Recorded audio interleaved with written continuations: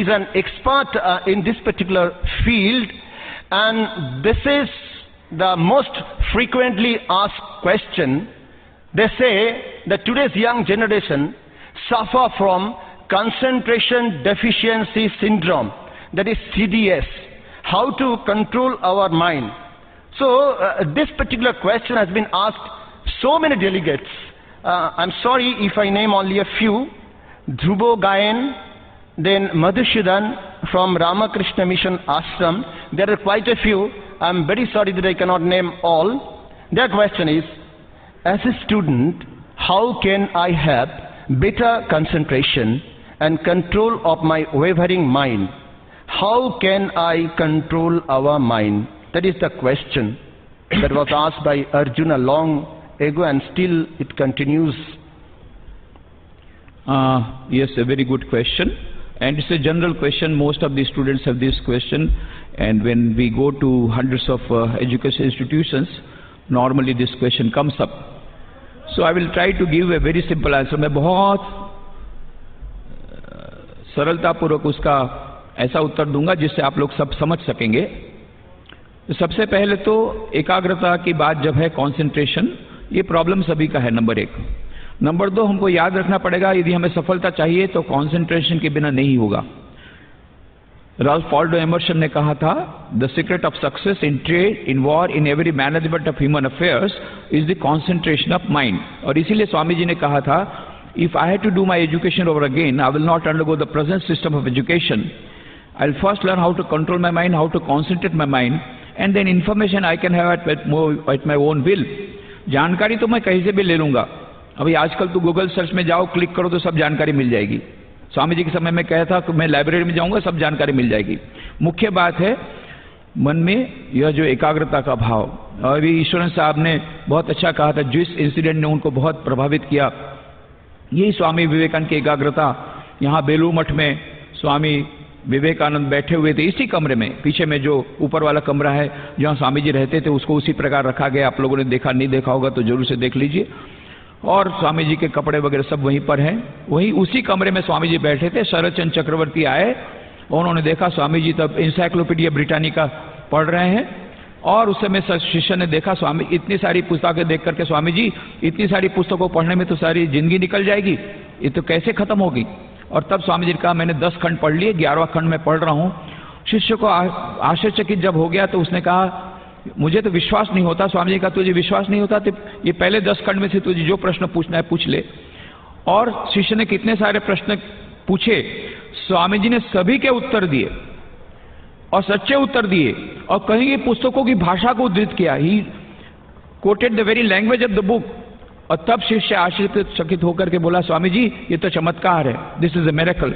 स्वामी जी कहा, चमत्कार नहीं है, ये है power of concentration of mind.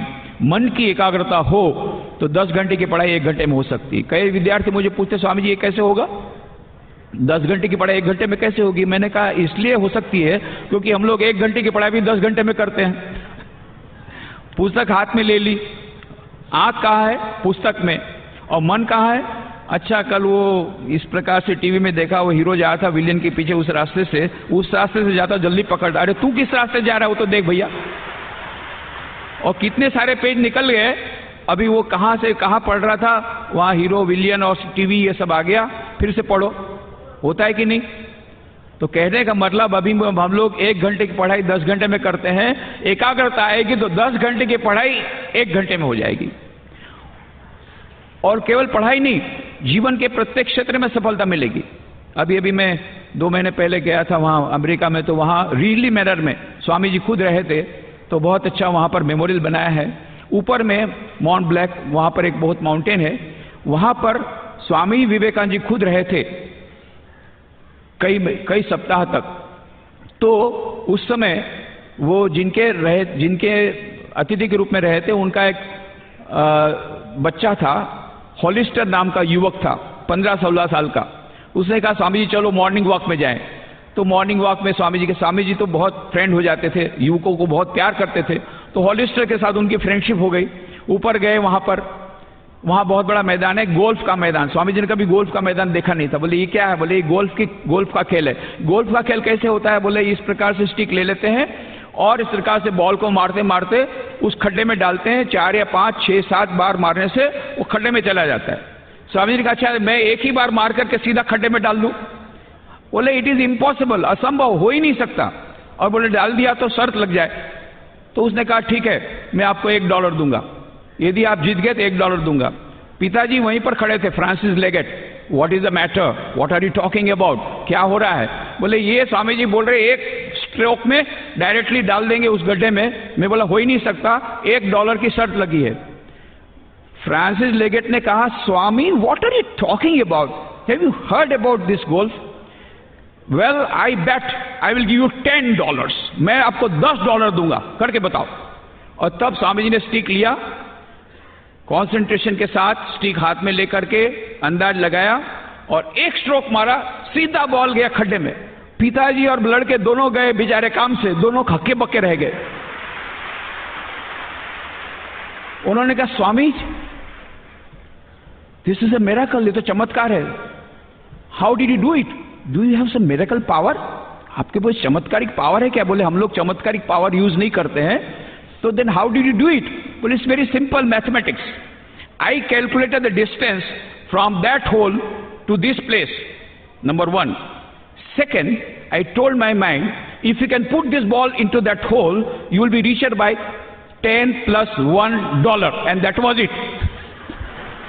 मैंने अपने मन को कहा कि यदि तू ये उसको डाल दे, पहले मैंने कहा कितना डिस्टेंस है, कैलकुलेट कर लिया कितना जोर से, और मुझे मालूम है मेरे बाहु में क्या ताकत है, उतनी ताकत मैंने लगाई जिससे कि वो डिस्टेंस पर जा सके। और मैंने अपने मन को कहा देख यदि तू वो बॉल वहां डाल देगा तो $11 मिलेंगे, और तुरंत बॉल चला गया। तो ये उनका पावर ऑफ कंसंट्रेशन था। जीवन के प्रत्येक क्षेत्र में सफलता का रहस्य है मन की एकाग्रता। अब प्रश्न है कि एकाग्रता आएगी कैसे? सबके पास लैपटॉप है तो खोलो, लैपटॉप नहीं है तुम लोग भी बेवकूफ हो। अरे ये लैपटॉप है या नहीं? दिमाग नहीं होगा तो बताना, मेंटल हॉस्पिटल में डाल देंगे। इस लैपटॉप में जितनी मेमोरी है आज तक कोई साइंटिस्ट ऐसा लैपटॉप बना नहीं पाया है।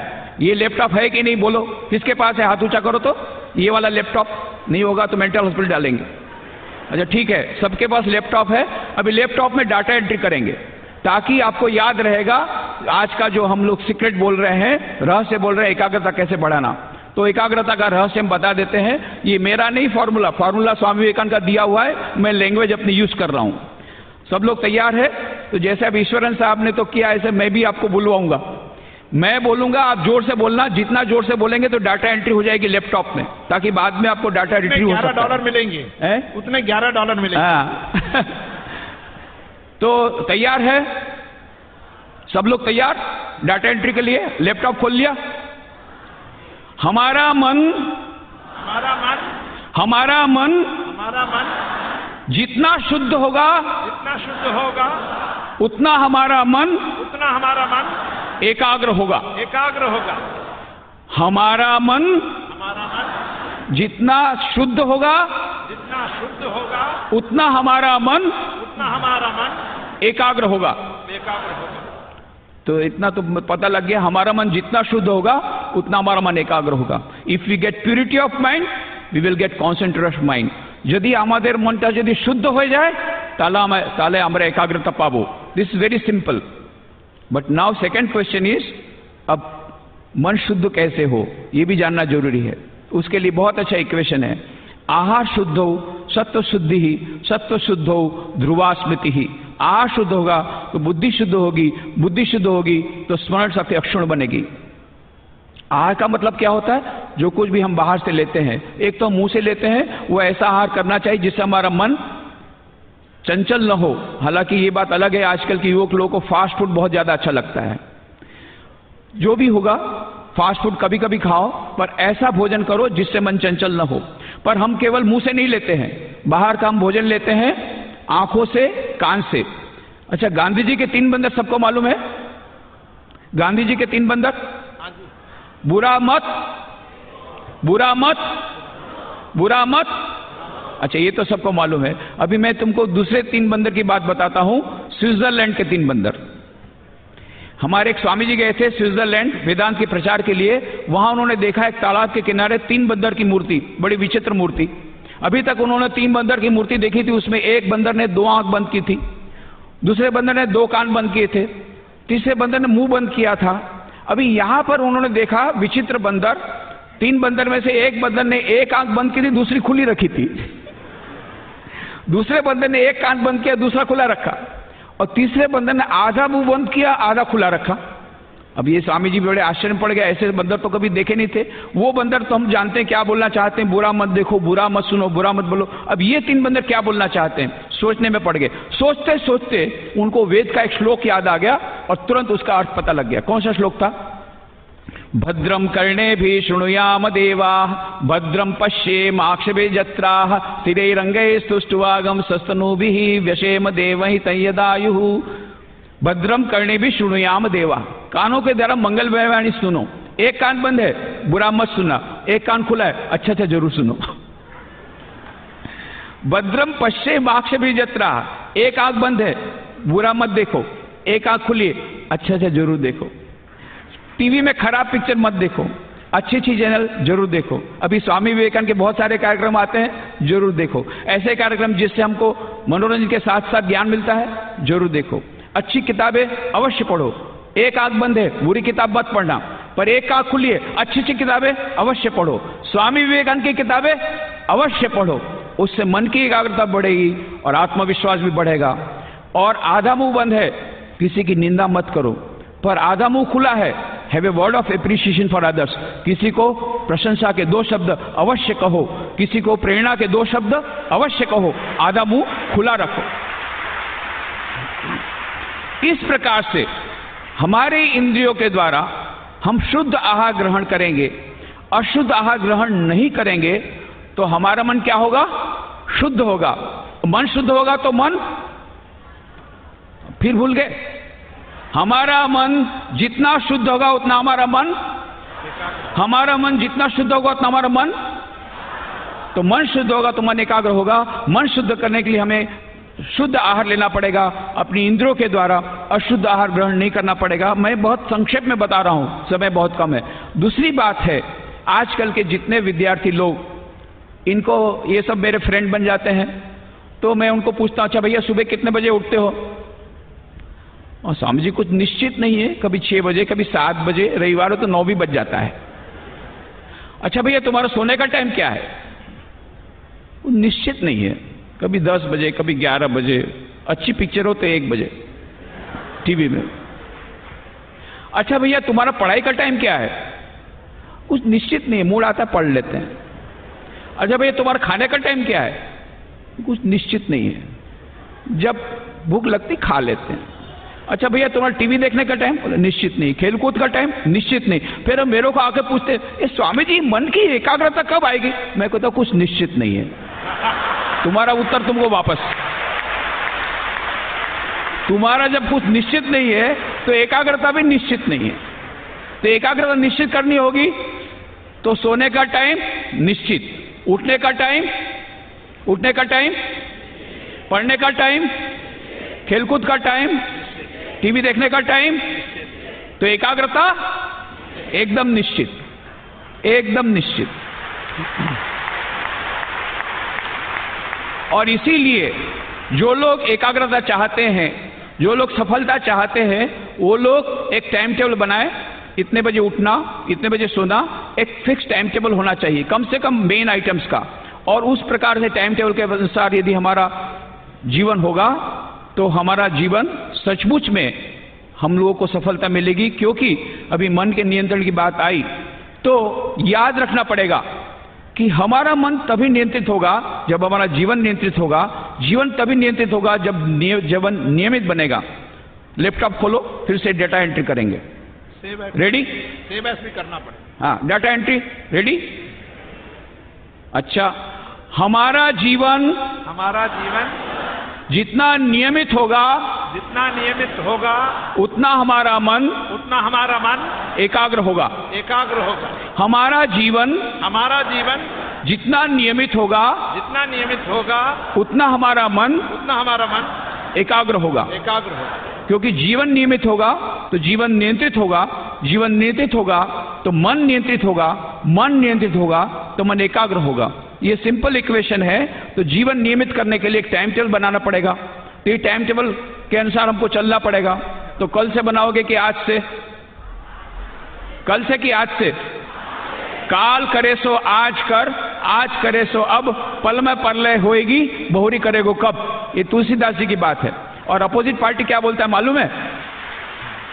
अपोजिट पार्टी क्या बोलता है? आज करे सो काल कर, काल करे सो परसों, इतनी क्या है प्यारे जब जीना है बरसों। तुम लोग कौन सी पार्टी में? तुलसीदास की अपोजिट पार्टी तुलसीदास। तो आज ही एक टाइम टेबल बनाओ जिसका तुम पालन कर सकते हो। और मैं तुमको सचमुच में यह विश्वास दिलाता हूं, इस प्रकार से नियमित जीवन यदि जियोगे, हमारा मन यदि शुद्ध होगा हमारे शुद्ध आहार के द्वारा, तो अवश्य तुम्हारी एकाग्रता बढ़ेगी। एकाग्रता बढ़ेगी, प्रत्येक क्षेत्र में सफलता अवश्य मिलेगी। धन्यवाद।